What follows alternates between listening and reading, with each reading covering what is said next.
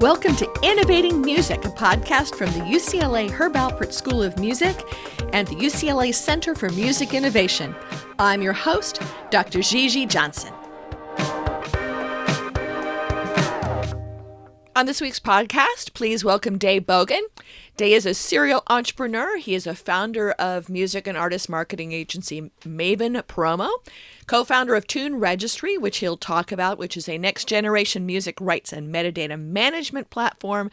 He's worked with lots of startups, independent companies. You may have read Day in anything from Hypebot to CD Baby's DIY musician blog. You may have met him at many great industry conferences.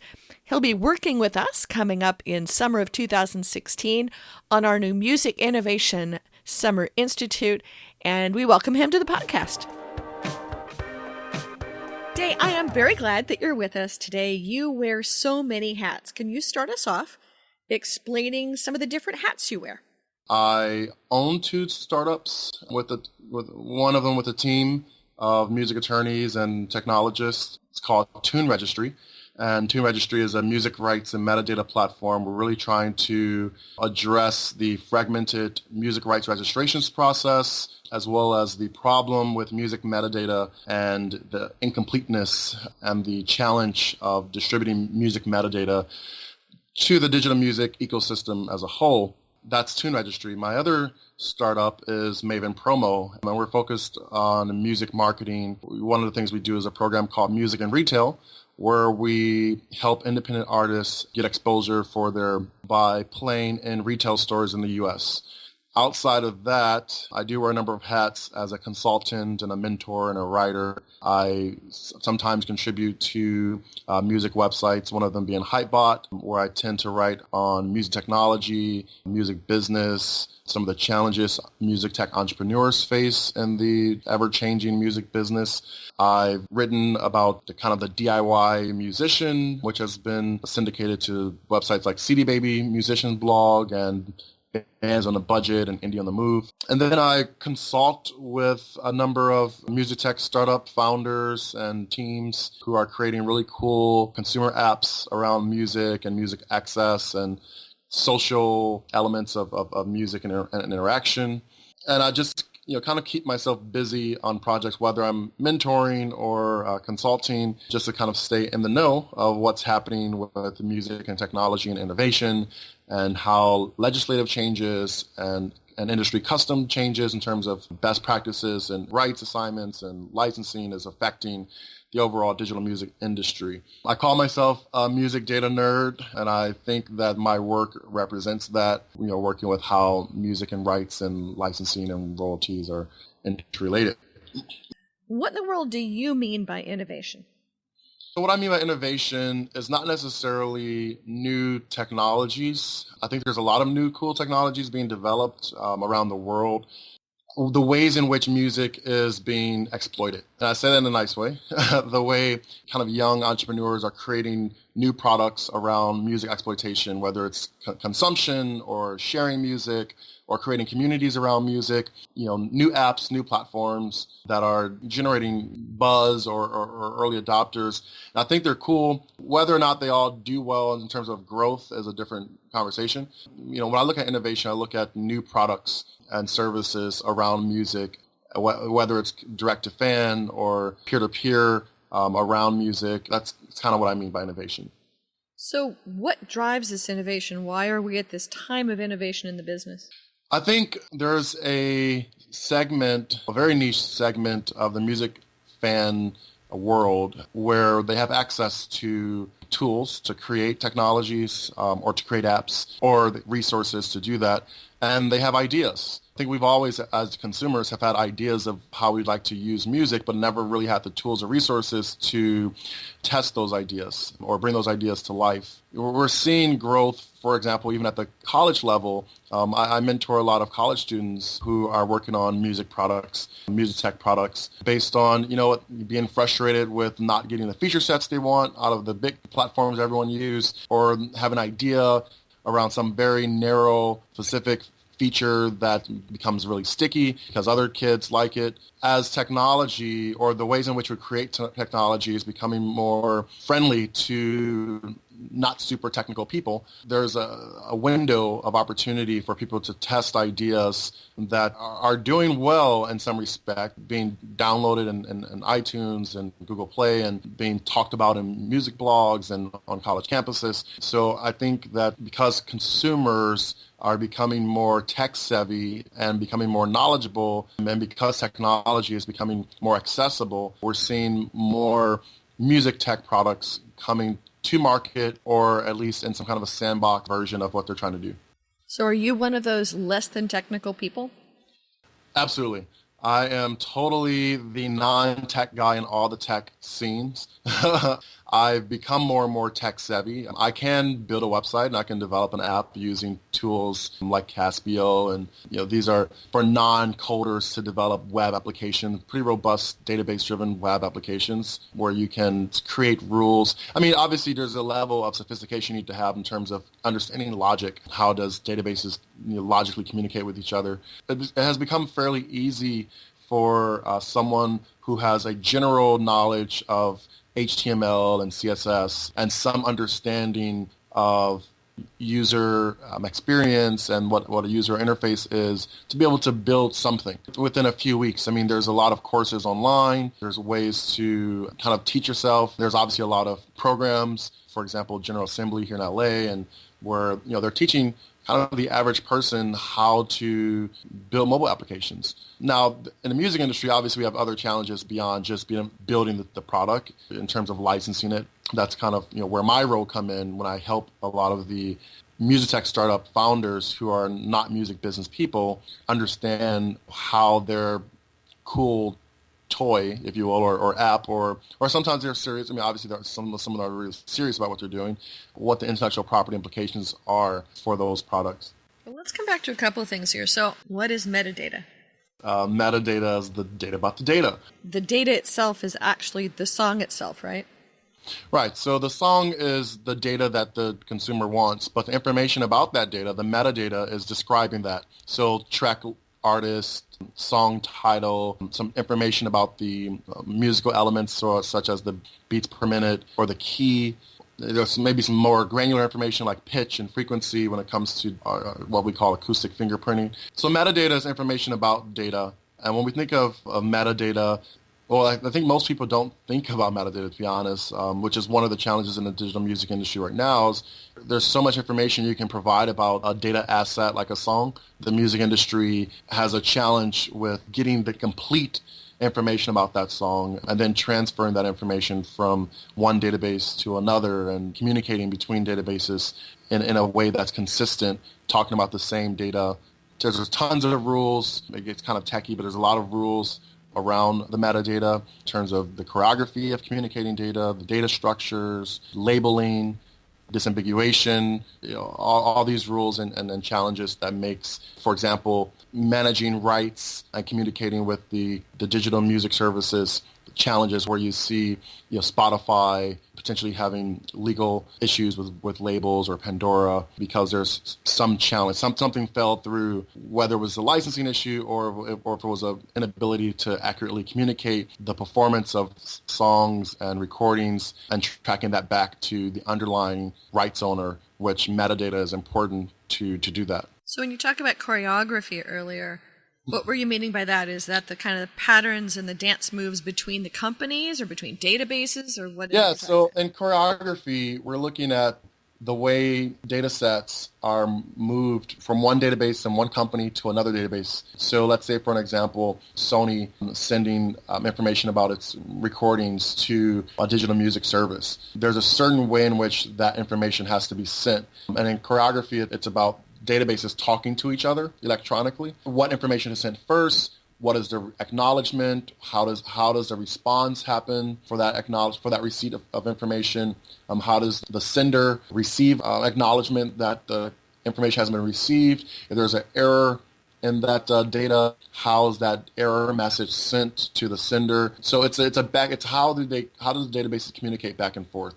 I think you were quite right when we started out in saying that you're a music data nerd. Very, very appropriately commented. How did you get to be such a music data nerd, and why is there opportunities in being a music data nerd in the current environment?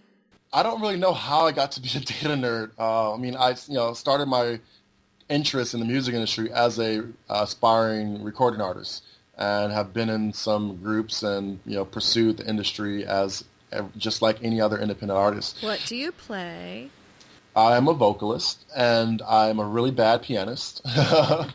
Although I've always said I'll go back and take lessons, that or guitar. But I started my career as a artist, so on the creative side, and then my career shifted to the business side when I started representing artists, and I eventually started my own indie label, had an indie publishing company, had an artist management company, and we were small, we were independent, but we were doing some really cool things. We had a significant roster of 24 managers across the country and internal marketing support and tour support people. So we had a small kind of independent music community that I represented. And during that time, I was also the VP of Marketing and Strategic Partnership of a retail chain, where part of my role was overseeing our music division, which I kind of created. And that role included digital music. We were selling music online, having to obviously work with labels.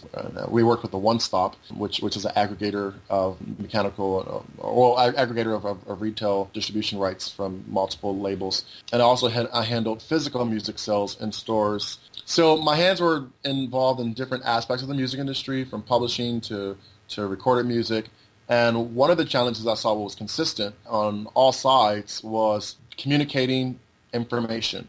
Data, metadata. Whether I was communicating information about, or receiving information about releases, whether I was communicating information about rights to a rights society, whether I was communicating information about my catalog to a potential licensee. The problem with data is that the way in which we store data and the breadth of that data is inconsistent. For example, I might store 20 fields of information about a song, whereas another company might want 80 fields of information about a song. When you have that and you multiply it by 1,000 songs in a catalog, or tens of thousands of songs in a catalog, you have a lot of missed data. I've started to look at, why isn't there technology out there that's affordable to the independent music community? I think that there's technology out there for the big major labels and publishers, but I don't think most of the independent indie guys can afford thousands of dollars in software to manage catalogs, and to store the right data, which is the frustration that I faced, and which is kind of part of the reason why we created Tune Registry, which has a really robust music business catalog. I kind of kept going with the data thing and doing research and having conversations with colleagues of mine at rights societies, at metadata services like Gracenote and Rovi, and just through research, learning that there's a lot of fragmentation. Still, regardless of all the innovation happening in the music industry, there's still a lot of fragmentation. And there's some reasons for that. I think there's a commercial reason for fragmentation, or better description is that there's a profitable reason for fragmentation that I think is going to continue to challenge the music industry. Why is this opportunity here now? What does this really do for businesses? Why is there this opportunity for change that you're taking advantage of? Why now? Because digital is taking over in terms of growth and revenue in the music industry. Digital is neck and neck. I think actually it's surpassed physical sales in terms of digital revenue. Dollars. Yeah, in terms of dollars. So, and if you look at platforms like YouTube, where billions of people are using YouTube, and there's streams on YouTube, social media site, over-the-top platforms like Netflix and Hulu, which are creating music opportunities for indie bands because there's music licensing opportunities in their original shows. There's a lot of cool digital things happening. It's kind of like the new frontier. No one really owns it, really, or no one owns it significantly enough where no one there's such a barrier to entry that no one can enter. There's cool products being created like BuzzAngle that is kind of disrupting how we look at music charts and reports. You looked at Next Big Sound, which was a platform developed several years ago around data and artist data, and that was acquired by Pandora. And there's some other cool platforms that are being created by entrepreneurs that says, here's data. We're going to create a way to visualize that data. And we're going to create a system to help artists and labels and managers to create business decisions around that data. Because digital and internet is creating infinite opportunities for music use and consumption and distribution. There are opportunities around data for entrepreneurs to create products to understand that data around consumption and understand that data around distribution and whatnot. So what has been your biggest surprise then as being an innovator, as innovating in music? What surprised you? What surprised me right now is looking at, and this is completely off the wall, but blockchain and how... What is blockchain? I'm not an expert in blockchain, so I don't have the best description. I'm to be honest, I'm still learning about how blockchain music is being applied. How blockchain is being applied to music. But my understanding of blockchain is that it relates to cryptocurrency, that whole world of the Bitcoin world. The Bitcoin world, yeah. To me, it's kind of like the digital revolution of open source. It's the next digital revolution of open source. Open source meaning technologies and that is open to anyone to be able to use and to add on to or to adapt or to modify. So blockchain is multiple layers of information packaged into a kind of a digital or virtual asset that has many owners but no one owner, if you will. You'll have to explain that. I know, it's very confusing. I think people are still trying to understand it. Even if you look at the music conferences, we're having early conversations about blockchain and how it's being used in music. I am not an expert in blockchain, so I'm still learning how blockchain is being used in music. But here's one example. There's an artist named Imogen Heap who released a recording. I forgot the name of this recording. It's a recording where when you go to the website to listen to her song, you can identify the individual contributors to the song, like the guitarist and the bass player or the drummer, the background vocalist, and it kind of links from the finished product, being the recording. You can link back to the individual contributor, and when that recording is purchased for $1, if you will, that dollar can be broken down to those individual contributors, as opposed to having to go through the standard supply chain, the recorded music supply chain from retail shop to distributor, from distributor to label, from label to artist, from artist to contributors. So in blockchain, it allows, I think, music innovators to create digital music services, whether it's music download stores or digital streaming, where the consumer can listen to a song the same way they do on any music service, but on the back end, the blockchain technology it's kind of like, again, the word chain is, there's different cheeks in the chain. Each contributor is being accredited in real time for the performance of the song. So kind of bypassing the traditional route of how royalties flow from a consumer to the music industry and the duration that it takes for that to happen. It can be up to a year for my play today on Pandora to get into the pockets of the writer.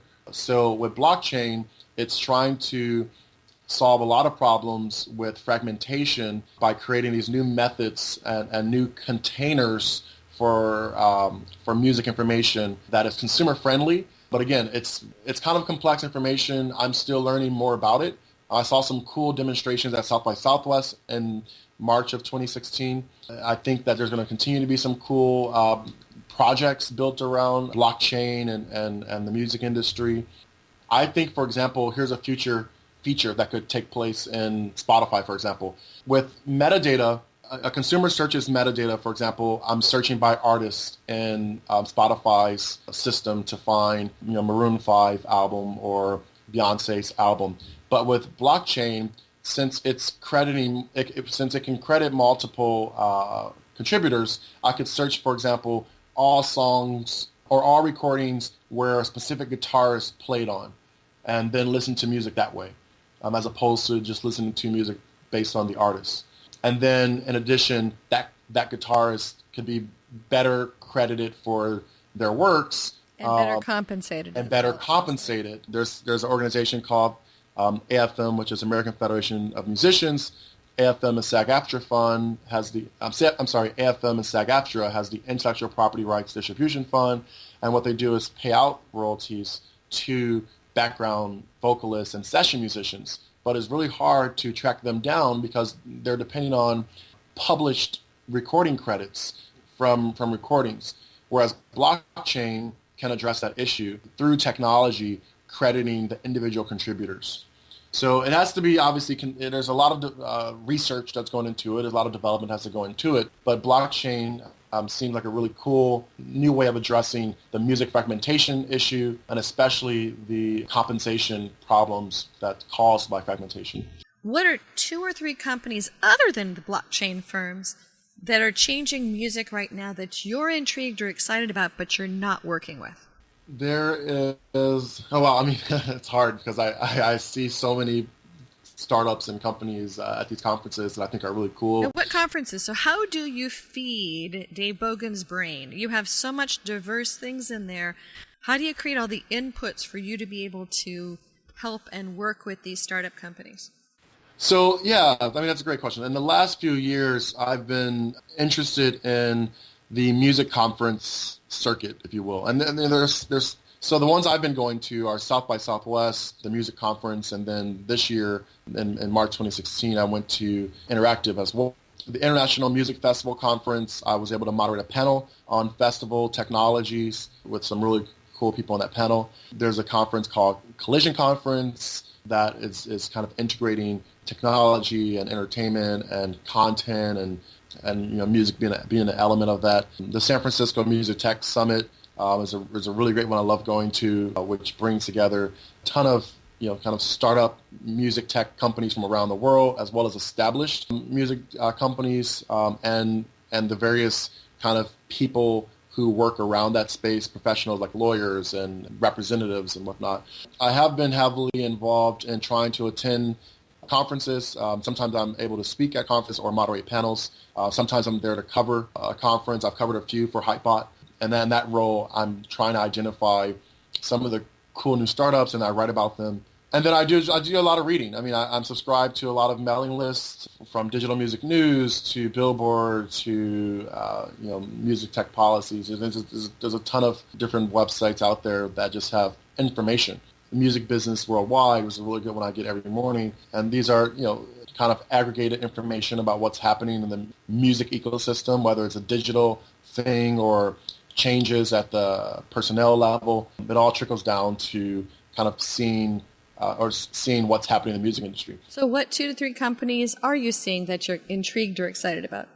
I mean, I know you're familiar with BuzzAngle, obviously, but I'm super interested in BuzzAngle. I like what they're doing. My role is all about creating a platform. Tune Registry is all about creating a platform for simplifying fragmentation, and they're doing the same thing, but from the they created a platform where you can essentially create over 250,000 custom charts or reports around music data, and that data comes from digital retailers, it comes from streaming services, it comes from social media. They're aggregating all of this data and allow the user to create real-time charts. And that's very disruptive, because you look at the standard kind of charts out there that have always been informing business decisions and informing labels and artist managers about how well or how poorly music is doing in the marketplace. But there's some time lag, between when that information is generated and when that information is accessible.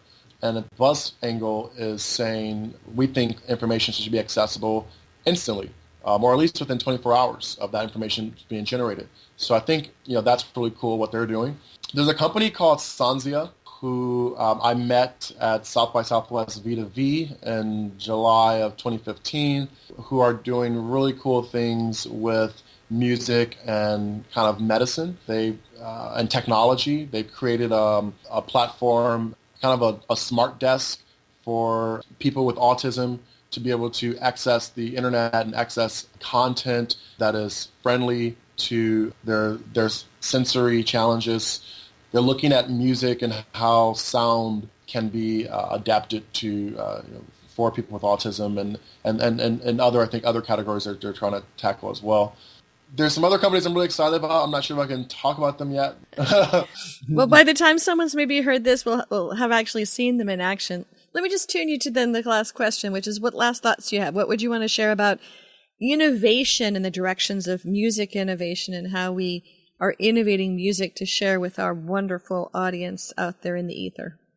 So my last thoughts about innovation is that as an artist at heart, I think innovation has, the people behind innovation has to remember the artists. Because I think one of the things that we've gotten away from, and I'm a tech guy now, even though I don't code anything, one of the things I think we got away from is the fact that these are real people creating content that should be sustainable for their lives. And the more we create innovation, a lot of times that includes access for free or at a discount. And there's an overall devaluation of music that's kind of been a part of innovation.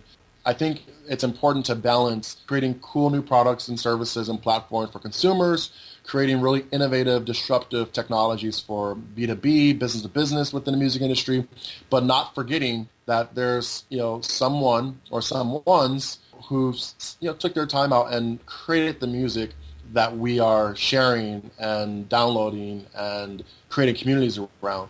There's a balancing act that needs to take place between the value of music and the freedom of innovation, the Copyright Act being at the heart of that. And there is legislation that's kind of on the table that's addressing some of those issues. As future young entrepreneurs and current entrepreneurs of any age really continue down the path of music tech innovation, I think making sure that there's some accountability to the creators has to be front of mind, especially when you're thinking about your revenue projections and your profit margins. As a consultant, I work with a lot of startups and have this conversation with them about their growth projections and revenue, but then we start talking about licensing and royalties. That's, they become almost, a deer in headlights. It's important to understand that technology, music technology would not exist without music. And it's important because music would not exist without the men and women out there creating the music. And as a former aspiring artist, I truly believe that any innovator has to have an understanding and an accountability towards musician rights and artist rights and the copyright holders that they've assigned those rights to, like labels and publishers. Well, Dave, thank you very much for joining us today. And Dave's also working with us in 2016 at the UCLA Herb Alpert School of Music with our new Music Innovation Summer Institute. He's one of our faculty for the summer. And glad to have you on board bringing this great point of view to the school. Thank you. Thank you for having me. Great, thanks. Well, that wraps up this podcast. Many thanks to the UCLA Herb Alpert School of Music and the UCLA Center for Music Innovation for being our hosts of this ongoing series. You can subscribe to us in all the usual places, or you can come find us at innovation.schoolofmusic.ucla.edu. Join us again to follow the other adventures that we will be tracking down in innovating music. Thanks again.